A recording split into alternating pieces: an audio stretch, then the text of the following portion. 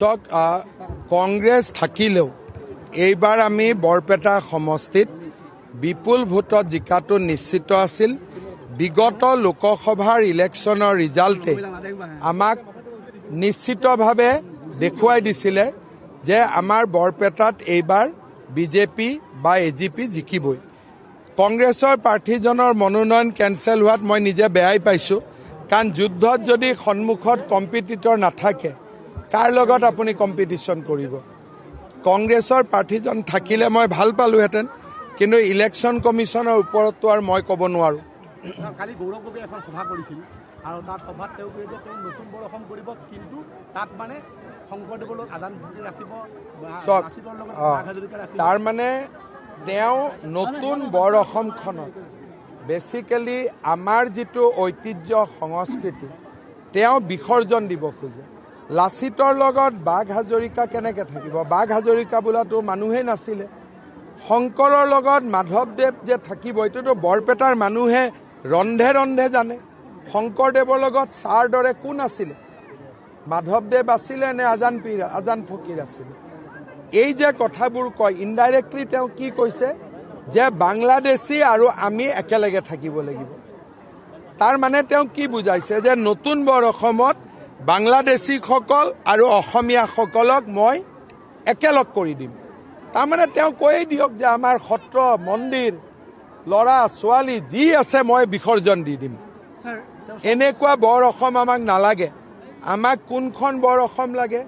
যিখন স্বৰ্গদেউ চাওলুং চুকাফাই কৰিছিল, যিখন বৰ অসম মহাপুৰুষ শ্ৰীমন্ত শংকৰদেৱে কৰিছিল। গৌৰৱ গগৈয়ে কৰা বৰ অসমখন আমাক নালাগে। তেওঁ 7 বাৰ জন্ম ল'ব লাগিব।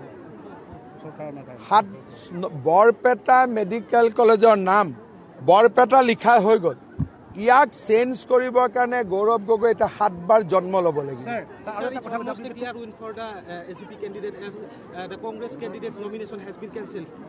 I have already told না।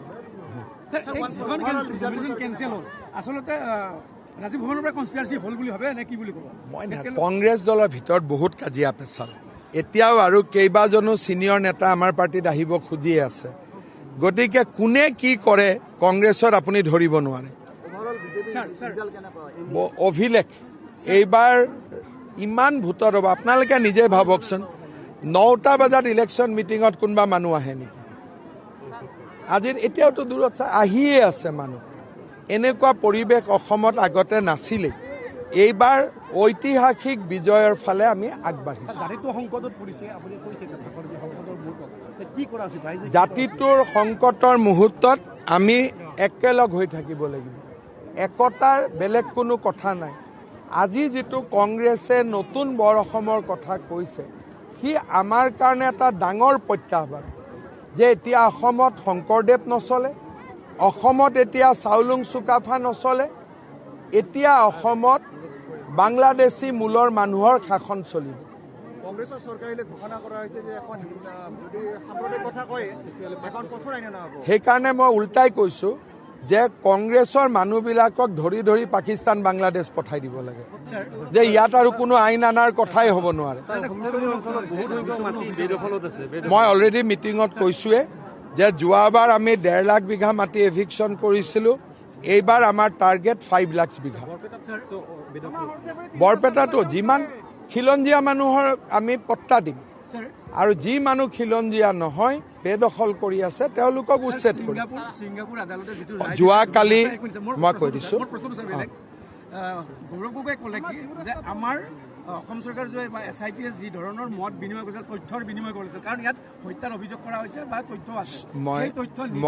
মই কৈছোঁ আমি ছিংগাপুৰক তথ্য নিদিওঁ, আমি অসমৰ আদালতক আমি তথ্য দিম।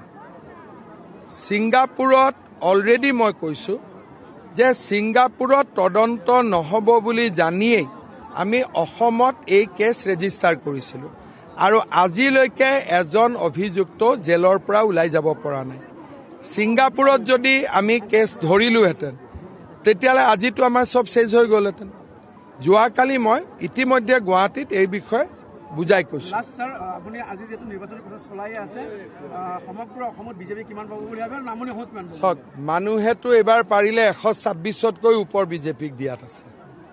সেইকাৰণে দেখা যাওক ইলেকশ্যনৰ 9 তাৰিখৰ গধূলিলৈকে মই গম পাম। কিন্তু বৰপেটাত যে বিজেপি জিকিব সেইটো আজিয়ে মোৰ পৰা লিখি লওক। আৰু বিজেপি মানে এজিপি, এজিপি মানে বিজেপি। হে কিয়া